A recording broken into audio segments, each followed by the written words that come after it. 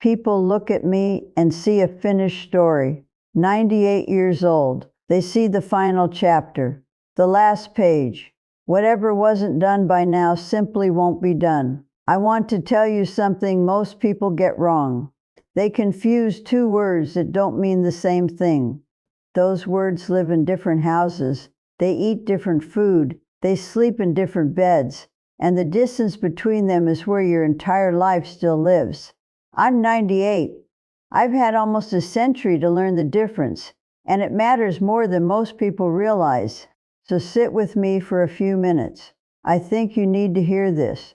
There's a cultural lie floating around, and it's been floating around for as long as I've been alive, maybe longer. The lie says there's some invisible expiration date on growth, on learning, on becoming someone different, on starting something new. You've heard it. You've probably said it. I'm too old for that. That ship has sailed. If it was going to happen, it would have happened by now. I've watched people give up on learning an instrument at 40, give up on repairing a relationship at 50, give up on getting strong at 60, not because any of those things were impossible, because they believed a deadline had passed, a deadline nobody actually set, a deadline that doesn't exist. Here's what I want you to consider. What if the science says the opposite? What if being late actually comes with advantages nobody talks about? Let me tell you about your brain, because your brain is doing something right now that most people don't understand. For most of the last century, scientists believed the brain was fixed. You got what you got by a certain age, and after that, it was all downhill, slow decay, nothing new. That idea has been demolished. A researcher named Baldrini and her team found that neural progenitor cells, the building blocks for new brain connections, persist well into the 8th decade of life. Your brain is still making the raw materials for learning when you're in your 70s. Let that sink in. But here's the part I love most. When one pathway in the aging brain gets blocked, your brain doesn't just give up. It lights up alternative routes. Younger brains tend to handle problems using one side. The aging brain recruits both sides, both hemispheres working together. Scientists call this compensatory scaffolding. Think of it this way.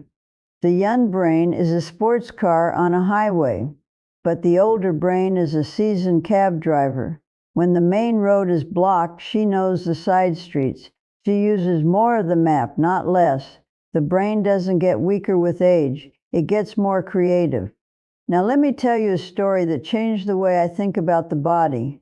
In 1990, a researcher named Dr. Maria Fiatarone did something nobody thought possible. She took frail nursing home residents, average age 90, and put them through 8 weeks of resistance training. These were people who could barely walk. People the medical world had essentially written off. 8 weeks later, those 90-year-olds had increased their strength by 74%. Their walking speed improved by 48%. Severe muscle loss reversed. In 2 months, the body doesn't quit. It waits. And when you finally ask it to work, it works. And it goes deeper than muscle.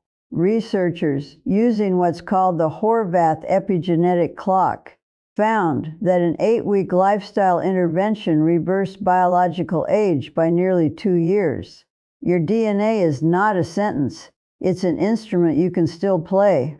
Just because you've been playing a quiet tune for decades doesn't mean the instrument is broken. You can sit down at 90 and play an entirely new chord. Now I need to tell you about the poison nobody warned you about.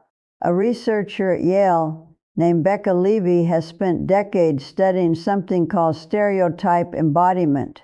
Here's the plain version. Believing you're too old doesn't just feel bad, it physically damages you.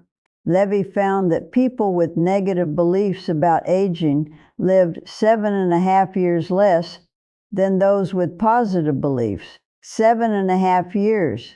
That's a bigger effect than quitting smoking. a bigger effect than lowering blood pressure or cholesterol. Here's how it works.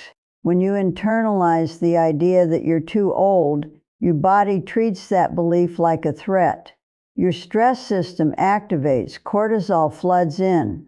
Over time, that cortisol literally shrinks the hippocampus, the part of your brain responsible for memory. And those are the exact biomarkers we see in Alzheimer's disease. Levy's team tracked this over 30 years.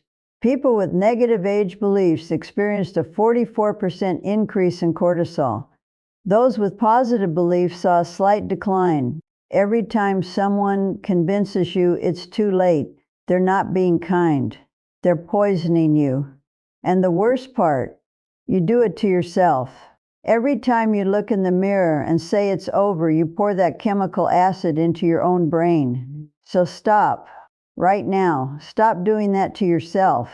Now let me tell you about the advantage nobody mentions. Researchers at MIT and Harvard studied nearly 3 million people and discovered something beautiful. Human cognition doesn't have a single peak followed by a steady decline.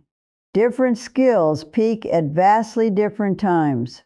Yes, raw processing speed peaks in your 20s, but the ability to synthesize knowledge, to recognize patterns, to apply accumulated wisdom, that keeps growing. It peaks in the late 60s and early 70s. Your brain doesn't age in those domains, it ripens. An economist named Galenson spent decades studying creativity. He found 2 types of genius. The first kind, conceptual innovators, peak young with lightning bolt ideas. But the second kind, experimental innovators, peak late, through decades of trial and error, through the slow accumulation of pattern and wisdom. Colonel Sanders franchised Kentucky Fried Chicken at 66. Grandma Moses started painting seriously at 67. These weren't lucky anomalies, they were the predictable result of peak crystallized intelligence. The experimental volcano, decades of pressure finally erupting. And there's something else. When time feels shorter, the brain doesn't weaken. It sharpens, it stops chasing status and novelty. It locks onto what matters. Meaning, connection, legacy. Stanford researchers call this socio-emotional selectivity. Your motivation doesn't weaken with age, it focuses. I know starting late is hard. I know regret is real. I've carried some of my own.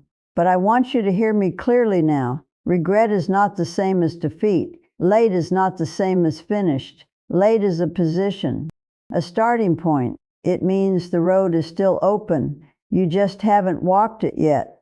Finished means there's no road left. You still have a road. People look at me and see 98 years of a story already told. The handwriting's slower, but the ink hasn't dried. So stop asking yourself if it's too late. That's the wrong question. The right question is simpler and harder. Am I finished? If the answer is no, then late is just where you start. If this reached you today, I'd be grateful if you'd subscribe. Share this with someone who needs to hear it. And leave me a comment. Tell me what you've been telling yourself is too late. I'd like to know. Because I'm still listening.